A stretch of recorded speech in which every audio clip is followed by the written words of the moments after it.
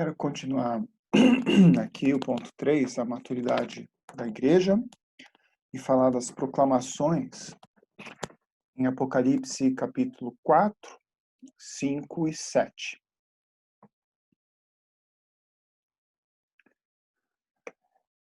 A fim de proclamarem as virtudes daquele que os chamou. Então, em 1 Pedro 2, 9, nós temos a palavra proclamar.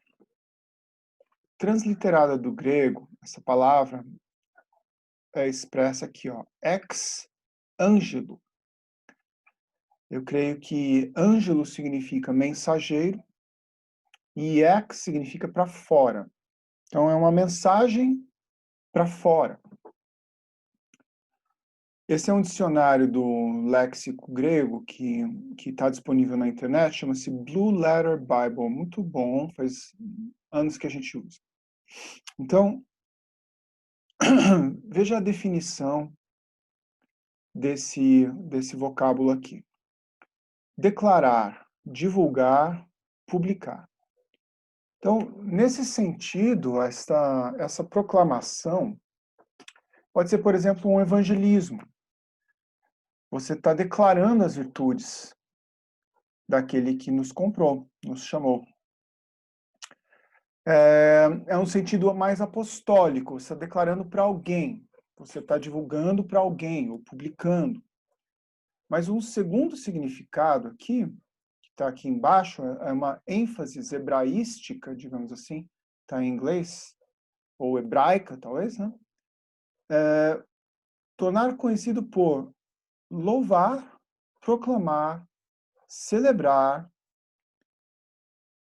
ou essa ênfase de salmodiar. Então, a ênfase em Apocalipse não é uma ênfase, vamos supor, de evangelismo. Você não está proclamando para alguém. Você está proclamando diante do trono de Deus. Então, você está, na verdade, salmodiando a Deus. Você está celebrando as virtudes daquele que nos chamou. Nós examinamos algumas proclamações e cânticos de Apocalipse, e a maneira que fizemos isso foi procurar palavras-chave aqui e referências, ou seja, trechos que a gente pode identificar. Em Apocalipse 4:8, no capítulo 4, temos a primeira vislumbre da sala do trono de Deus. E no versículo 8, a primeira proclamação que os 4 seres viventes fazem dia e noite ao redor do trono, que é proclamar santo, santo, santo. Essa proclamação ecoa imediatamente o texto de Isaías 6:3, que na realidade é a mesma sala do trono, o trono de Deus e os 4 seres viventes, creio que são chamados de querubins em Isaías 6, proclamando santo, santo, santo. Então você tem aí uma referência em Isaías, que é o primeiro livro profético. Ou seja, já abrindo Isaías, a mesma cena com que abre Apocalipse, capítulo 4. Mas em Apocalipse é muito mais detalhado. Em seguida, no versículo 11, nós temos a seguinte proclamação: a glória, a honra e o poder sejam aquele que está sentado no trono. Essa proclamação me fez lembrar de Mateus 6:13, que é o Sermão do Monte. Eu vou abrir aqui rapidinho. Mateus 6:13 é a oração que o Senhor nos ensina no Sermão do Monte. Na verdade, é o final da oração do Pai Nosso, e o Senhor nos ensina e termina assim. Inclusive, só algumas versões, alguns pergaminhos que tem, e não todos. Pois teu é o reino, teu é o poder, tua é a glória para sempre. Amém. Pelo menos 2 palavras aqui teu é o reino, teu é o poder e a glória. Então, veja que o Senhor nos ensina a terminar a oração do Pai Nosso, proclamando a Deus que teu é o reino, teu é o poder, tua é a glória. O Senhor nos ensina a proclamar. E é isso que acontece ao redor do trono de Deus. O assunto aqui é a maturidade da igreja, de entender o que acontece nos céus e tomar posse dessa proclamação. 4:11 ainda está louvando Deus Criador, porque todas as coisas tu criaste. Então, em Romanos 1, versículo 30, eu acho, fala sobre que todos os atributos de Deus, os atributos invisíveis de Deus são claramente vistos por meio das coisas que foram criadas. Então, por isso, Salmos 19 proclamam, né? Diz assim, os céus proclamam a sua glória. E o firmamento anuncia as obras das suas mãos. Aí fala, um dia discurso ao outro dia, uma noite a outra noite. Então, a criação é um mérito maravilhoso de Deus e ele é louvado em Apocalipse 11 por causa da criação. É também o evangelho eterno de Apocalipse 14, né? Louve a Deus, aquele que criou os céus, a terra, o mar, as fontes das águas. No capítulo 5, entra em cena o Cordeiro de Deus. E nós temos agora uma situação diferente, uma situação de cânticos com harpas. Então, nos céus, os 4 seres viventes, quer dizer, os 4 querubins e os 24 anciãos, eles têm harpas nas suas mãos. Então, eu sempre fico imaginando uma harpa celestial, uma harpa maravilhosa, não uma harpa padrão, assim, uma harpinha qualquer, mas harpas muito maravilhosas, criativas, muito sonoras e cânticos maravilhosos, maravilhosos. Se o homem, a igreja é capaz de fazer cânticos maravilhosos, imagina esses seres que estão ao redor do trono de Deus. E a passagem que eu enxergo que corresponde a essa proclamação aqui,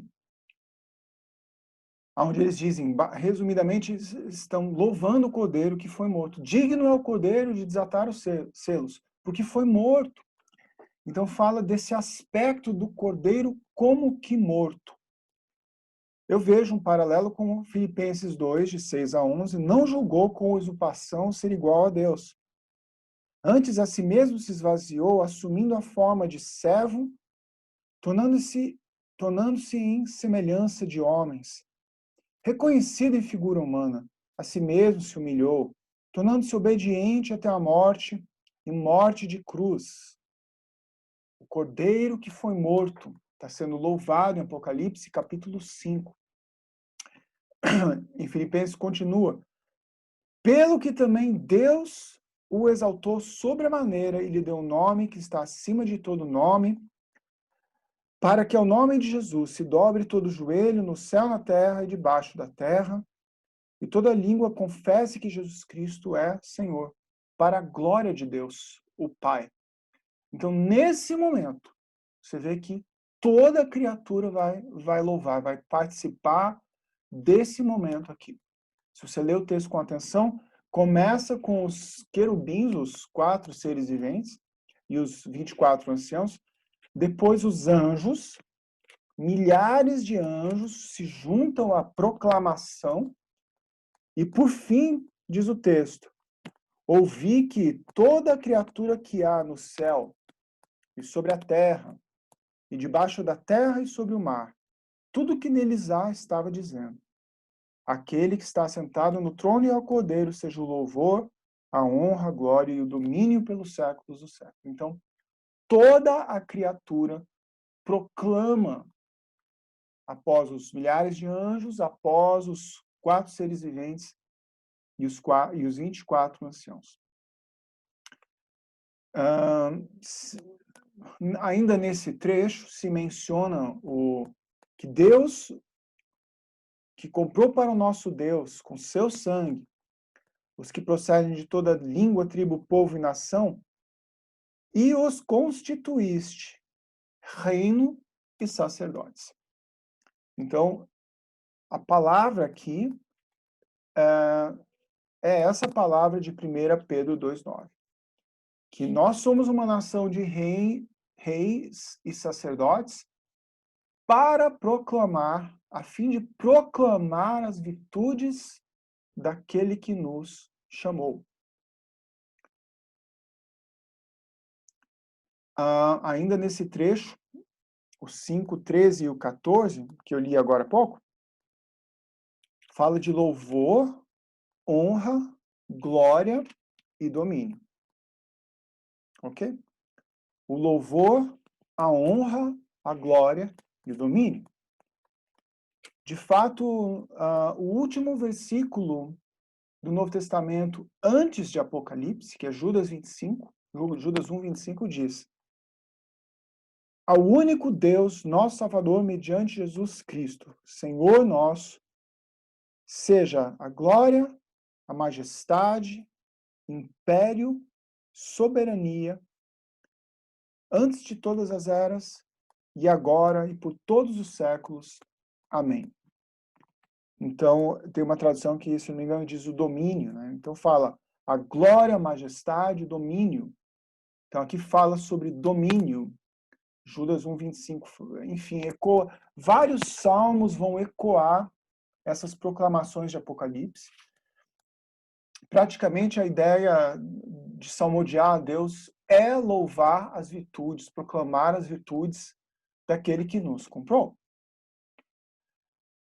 Menciono ainda Apocalipse 19, aonde quando cai Babilônia, então nos céus tem 3 sequências de cânticos, de proclamações, que começam com aleluia, que significa louve a Jah, louve a Deus.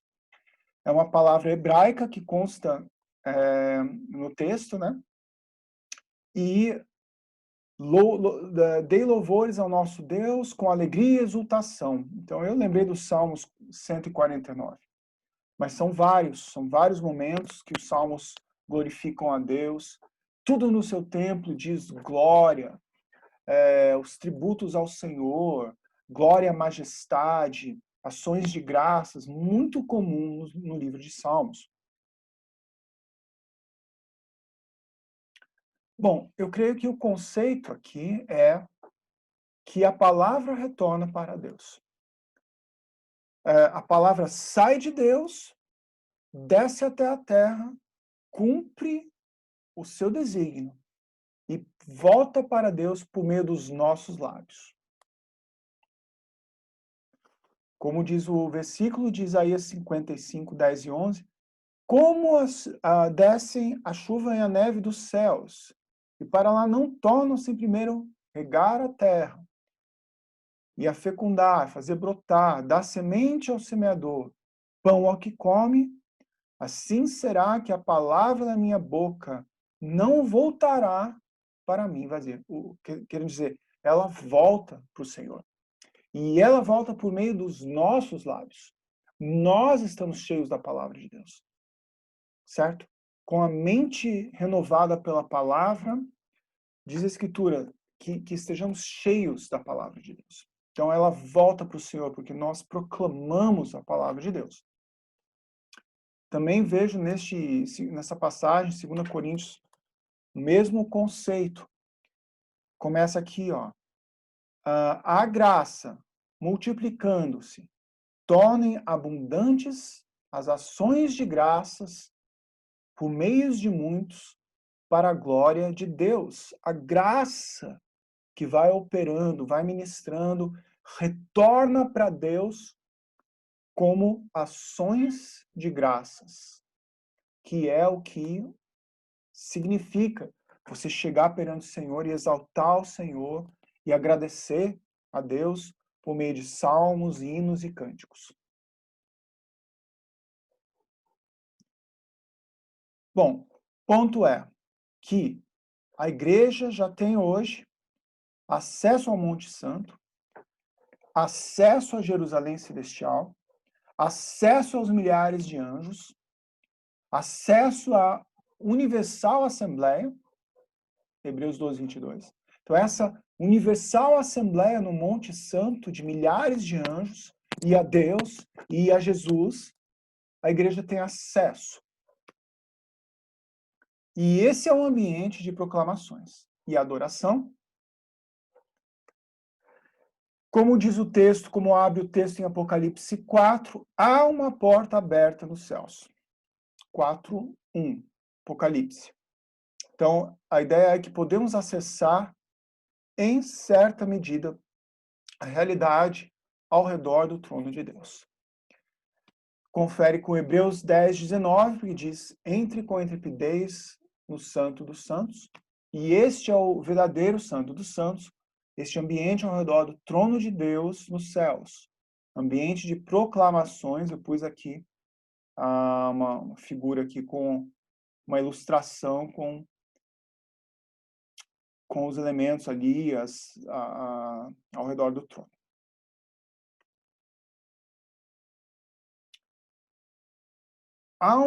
Haverá, né, uma multidão que proclama diante do trono, de todas as tribos, línguas e povos. Quer dizer, em Apocalipse capítulo 7, espero eu que eu esteja lá, e que você também, estaremos diante do trono, proclamando, algum dia. Então eu quero começar já, né? E a proclamação é: ao nosso Deus que se assenta no trono e ao Cordeiro pertence a salvação. A igreja proclama isso primeiro, e depois o coro dos céus. Depois da igreja. Todos os anjos estavam de pé, rodeando o trono, os anciãos e os 4 seres viventes. E aí eles se prostraram, adoraram, dizendo. Aí os anjos e os seres viventes dizem: amém, concordando com a igreja. Aí eles acrescentam: louvor, a glória, a sabedoria, as ações de graças, a honra, o poder e a força sejam ao nosso Deus pelos séculos dos séculos. Amém. Apocalipse 7, de 9 a 12. Proclamar as virtudes daquele que nos chamou é uma posição de maturidade da igreja. Por quê? Se trata de uma revelação do tempo do fim. No tempo do fim, no tempo que o livro de Apocalipse se abre para nós, a igreja tem um vislumbre dos céus e percebe o ambiente de proclamação, e isso é o fenômeno do tempo do fim.